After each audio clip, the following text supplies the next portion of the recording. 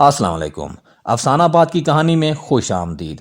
आप सब मोअज़्ज़ज़ बहन भाइयों से इल्तिमास है कि हमारे चैनल को सब्सक्राइब कर लें और साथ घंटी के बटन को दबाकर आल के ऑप्शन पर क्लिक कर दें।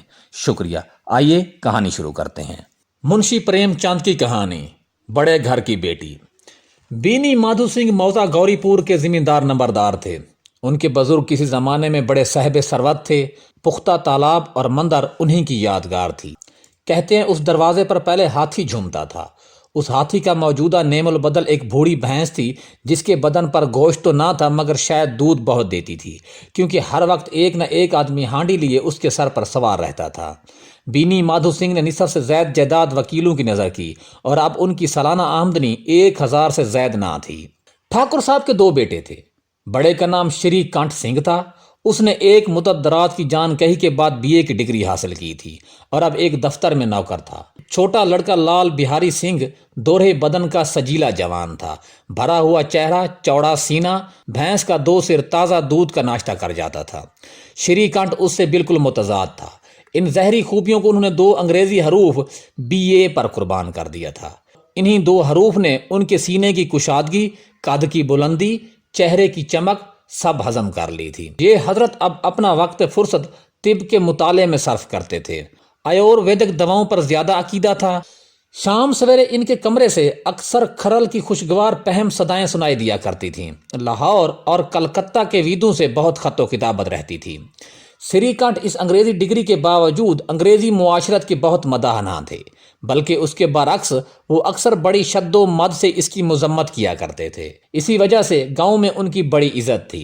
दुशहरे के दिनों में वो बड़े जोश से रामलीला में शरीक होते और खुद हर रोज कोई ना कोई रूप भरते। उन्हीं की जात से गौरीपुर में रामलीला का वजूद हुआ। पुराने रस्म व रिवाज का उनसे ज्यादा पुरजोश वकील मुश्किल से होगा, खसूसन मुश्तरका खानदान के वो जबरदस्त हामी थे। आजकल बहुओं को अपने कुंबे के साथ मिलजुल कर रहने में जो वहशत होती है, उसे वो मुल्क और कौम के लिए फाल बदख्याल करते थे। यही वजह थी कि गांव की बहुएं उन्हें मकबूलियत की निगाह से ना देखती थीं। बाज शरीफजादियां तो उन्हें अपना दुश्मन समझती। खुद उन्हीं की बीवी उनसे इस मसले पर अक्सर जोर शोर से बहस करती थी, मगर इस वजह से नहीं कि उसे अपने सास ससुर देवर जेठ से नफरत थी, बल्कि उसका ख्याल था कि अगर गम खाने और तुरह देने पर भी कुंबे के साथ निभाह ना हो सके तो आए दिन की तकरार से जिंदगी तलख करने के बजाय यही बेहतर है कि अपनी खिचड़ी अलग पकाई जाए। आनंदी एक बड़े ऊंचे खानदान की लड़की थी। उसके बाप एक छोटी सी रियासत के तालुकादार थे। आलीशान महल, 1 हाथी, 3 घोड़े, 5 वर्दी पोश सिपाही, ऑनरेरी मजिस्ट्रेटी और कर्ज जो एक मुअज़्ज़ज़ तालुकादार के लवाजिम हैं, वो इनसे बहरावर थे। भोप सिंह नाम था। फराग दिल हौसलामंद आदमी थे, मगर किस्मत की खूबी लड़का एक भी ना था। 7 लड़कियां ही लड़कियां हुईं और 7 जिंदा रहीं। अपने बराबर या ज्यादा ऊंचे खानदान में उनकी शादी करना अपनी रियासत को मट्टी में मिलाना था। पहले जोश में उन्होंने 3 शादियां दिल खोल कर की, मगर जब 15-20 हजार के मकरूज हो गए तो आंखें खुली, हाथ पैर पीट लिए। आनंदी चौथी लड़की थी, मगर अपनी सब बहनों से ज्यादा हसीन और नेक। इसी वजह से ठाकुर भोप सिंह उसे बहुत प्यार करते थे। हसीन बच्चे को शायद उसके माँ बाप भी ज्यादा प्यार करते हैं। ठाकर साहब बड़े पसो पेश में थे कि उसकी शादी कहाँ करें। ना तो यही चाहते थे कि कर्ज का बोझ बढ़े और ना यही मंजूर था उसे अपने आप को बदकिस्मत समझने का मौका मिले। एक रोज श्रीकंठ उनके पास किसी चंदे के लिए रुपया मांगने आए। शायद नागरी प्रचार का चंदा था। भोप सिंह उनके तौर तरीक पर रीझ गए, खींच तान कर ज़ायचे मिलाए गए और शादी धूमधाम से हो गई। आनंदी देवी अपने नए घर में आई तो यहाँ का रंग ढंग कुछ और ही था। जिन दिलचस्पियों और तफरीहों की वो बचपन से आदी थी, उनका यहाँ वजूद भी ना था। हाथी घोड़ों का तो जिक्र क्या, कोई सजी हुई खूबसूरत बहली भी ना थी। रेशमी स्लीपर साथ लाई थी, मगर यहाँ बाग कहाँ, मकान में खिड़कियां तक ना थी। ना जमीन पर फर्श, ना दीवारों पर तस्वीरें। ये एक सीधा सादा दहकानी मकान था। मगर आनंद ने थोड़े ही दिनों में इन तब्दीलियों से अपने तय इस कदर मानूस बना लिया, गोया उसने तकल्लुफात कभी देखे ही नहीं। एक रोज दोपहर के वक्त लाल बिहारी सिंह 2 मुर्गाबियां लिए हुए आए और भावाई से कहा, जल्दी से गोश्त पका दो, मुझे भूख लगी है। आनंदी खाना पकाकर उनकी मुंतजिर बैठी थी।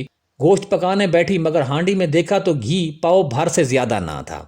बड़े घर की बेटी कफायत शारी का सबक अभी अच्छी तरह ना पड़ी थी। उसने सब घी गोश्त में डाल दिया। लाल बिहारी सिंह खाने बैठे तो दाल में घी ना था। दाल में घी क्यों नहीं छोड़ा? आनंदी ने कहा, घी सब गोश्त में पड़ गया। लाल बिहारी, अभी परसों घी आया है, इस कदर जल्द उठ गया। आनंदी, आज तो कुल पाव भर था, वो मैंने गोश्त में डाल दिया। जिस तरह सूखी लकड़ी जल्दी से जल उठती है, इसी तरह भूख से बौला इंसान जरा जरा बात पर तिनक जाता है। लाल बिहारी सिंह को भावत की ये जबान दराजी बहुत बुरी मालूम हुई। तीखा होकर बोला, मेके में तो चाहे घी की नदी बहती हो। औरत गालियां सहती है, मार सहती है, मगर मेके की निंदा उससे नहीं सही जाती। आनंदी मुंह फेर कर बोली, हाथी मरा भी तो 9 लाख का, वहां इतना घी रोज नाई कहाँ रखे जाते हैं। लाल बिहारी जल गया, थाली उठाकर पटक दी और बोला, जी चाहता है तालू से जबान खींच ले। आनंदी को भी गुस्सा आ गया, चेहरा सुर्ख हो गया, बोली, वो होते तो आज इसका मजा चखा देते। अब नौजवान अजय ठाकर से ज़ब्त न हो सका। उसकी बीवी एक मामूली जिमींदार की बेटी थी। जब जी चाहता था उस पर हाथ साफ कर लिया करता था। खड़ाऊं उठाकर आनंदी की तरफ जोर से फेंकी और बोला, जिसके गुमान पर बोली हो उसे भी देखूंगा और तुम्हें भी। आनंदी ने हाथ से खड़ाऊं रोकी, सर बच गया मगर उंगली में सख्त चोट आई। गुस्से के मारे हवा के हिलते हुए पत्ते की तरह कांपती हुई अपने कमरे में आकर खड़ी हो गई। औरत का जोर और हौसला, गरूर और इज्जत शोहर की जात से है। उसे शोहर ही की ताकत और हिम्मत का घुमंड होता है। आनंदी खून का घूंट पी कर रह गई। श्री कंठ सिंह हर शंबा को अपने मकान पर आया करते थे। जुमेरात का ये वाकया था। 2 दिन तक आनंदी ने ना कुछ खाया ना पिया, उनकी राह देखती रही।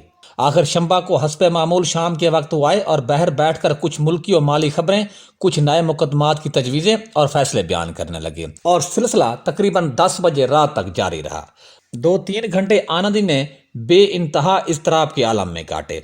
बारे खाने का वक्त आया, पंचायत उठी। जब तखलिया हुआ तो लाल बिहारी ने कहा, भैया आप जरा घर में समझा दीजिएगा, जबान संभाल कर बातचीत किया करें, वरना ना हक एक दिन खून हो जाएगा। बीनी माधो सिंह ने शहादत दी, बहू बेटियों की ये आदत अच्छी नहीं कि मर्दों के मुंह लगे। लाल बिहारी, वो बड़े घर की बेटी हैं तो हम लोग भी कोई कमी कुमार नहीं है। श्रीकंठ, आखिर बात क्या हुई? लाल बिहारी, कुछ भी नहीं, यूं ही आप उलझ पड़ी। मेके के सामने हम लोगों को तो कुछ समझती ही नहीं। श्रीकंठ खा पीकर आनंदी के पास गए, वो भी भरी बैठी थी और ये हजरत भी कुछ तीखे थे। आनंदी ने पूछा, मिजाज तो अच्छा है? श्रीकंठ बोले, बहुत अच्छा है। ये आजकल तुमने घर में क्या तूफान मचा रखा है? आनंदी के तेवरों पर बाल पड़ गया और झंझलाहट के मारे बदन में पसीना आ गया। बोली, जिसने तुमसे ये आग लगाई है उसे पाऊं तो मुंह झुलस दूं। श्रीकंठ, इस कदर तेज क्यों होती हो? कुछ तो बात कहो। आनंदी, क्या कहूँ, किस्मत की खूबी है, वरना एक गंवार लौंडा जिसे चपरासी गरी करने की तमीज नहीं, मुझे खड़ाऊं से मारकर यूं ना करता फिरता बोटियां निचवा लेती। इस पर तुम पूछती हो कि घर में तूफान क्यों मचा रखा है। श्रीकंठ, आखिर कुछ कैफियत तो बयान करो, मुझे तो कुछ मालूम ही नहीं। आनंदी, परसों तुम्हारे लाडले भाई ने मुझे गोश्त पकाने को कहा। घी पाव भर से कुछ ज्यादा था, मैंने सब गोश्त में डाल दिया। जब खाने बैठा तो कहने लगा, दाल में घी क्यों नहीं है। बस इसी पर मेरे मेके को बुरा भला कहने लगा। मुझसे बर्दाश्त ना हो सका। बोली कि वहाँ इतना घी नाई कहाँ रखे जाते हैं और किसी को खबर भी नहीं होती। बस इतनी सी बात पर उस जालिम ने मुझे खड़ाऊं फेंक मारी। अगर हाथ से ना रोकती तो सर फट जाता। उससे पूछो कि मैंने जो कुछ कहा है सच है या झूठ है। श्रीकंठ की आंखें लाल हो गईं। बोले, यहाँ तक नौबत पहुंच गई? ये लौंडा तो बड़ा शरीर निकला। आनंदी रोने लगी, जैसे औरतों का कायदा है, क्योंकि आंसू उनकी पलकों पर रहता है। औरत के आंसू मर्द के गुस्से पर रोगन का काम करते हैं।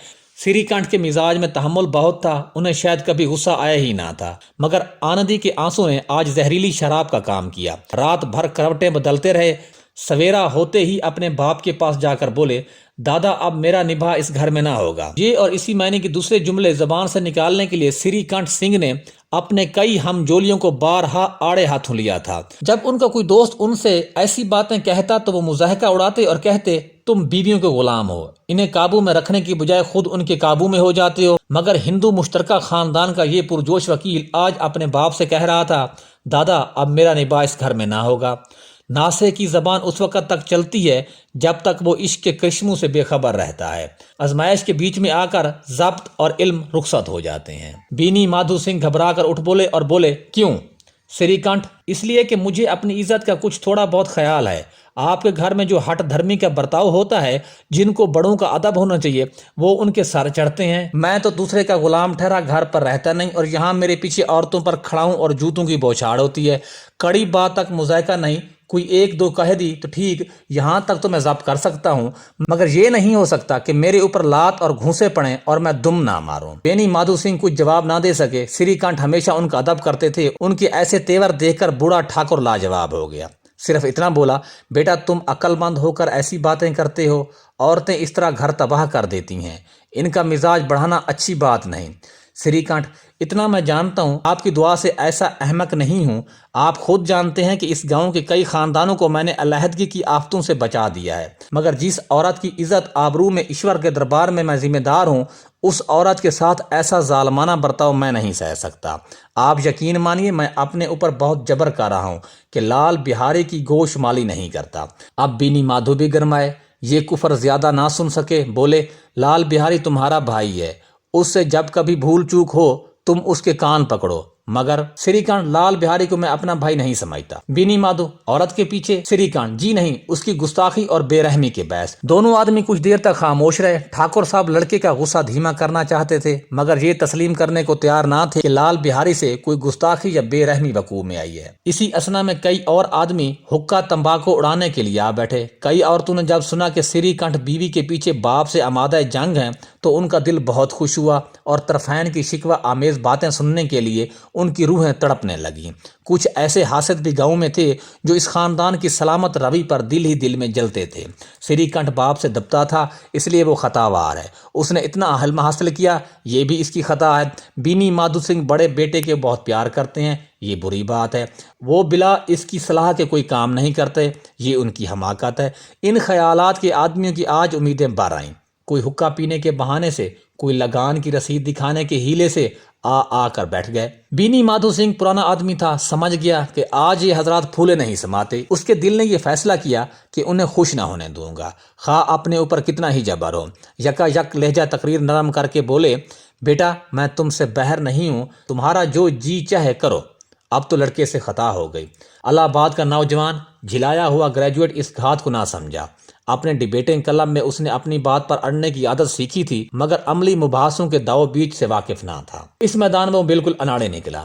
باپ نے جس مطلب سے پہلو بدلا تھا وہاں تک اس کی نگاہ نہ پہنچی۔ بولا، میں لال بہاری سنگھ کے ساتھ اب اس گھر میں نہیں رہ سکتا۔ باپ، بیٹا تم عقل مند ہو، اور عقل مند آدمی گواروں کی بات پر دھیان نہیں دیتا، وہ بے سمجھ لڑکا ہے، اس سے جو کچھ خطا ہوئی ہے اسے تم بڑے ہو کر معاف کر دو۔ بیٹا اس کی یہ حرکت میں ہرگز معاف نہیں کر سکتا، یا تو وہی گھر میں رہے گا یا میں ہی رہوں گا۔ آپ کو اگر اس سے زیادہ محبت ہے تو مجھے رخصت کیجیے، میں اپنا بوجھ آپ اٹھا لوں گا۔ اگر مجھے رکھنا چاہتے ہو تو اس سے کہیے جہاں چاہے چلا جائے، بس یہ میرا آخری فیصلہ ہے۔ لال بہاری سنگھ دروازے کی چوکھٹ پر چپ چاپ کھڑا بڑے بھائی کی باتیں سن رہا تھا۔ وہ ان کا بہت ادب کرتا تھا، اسے کبھی اتنی جرت نہ ہوئی کہ سری کانٹھ کے سامنے چار پائی پر بیٹھ جائے، یا حقہ پی لے یا پان کھا لے۔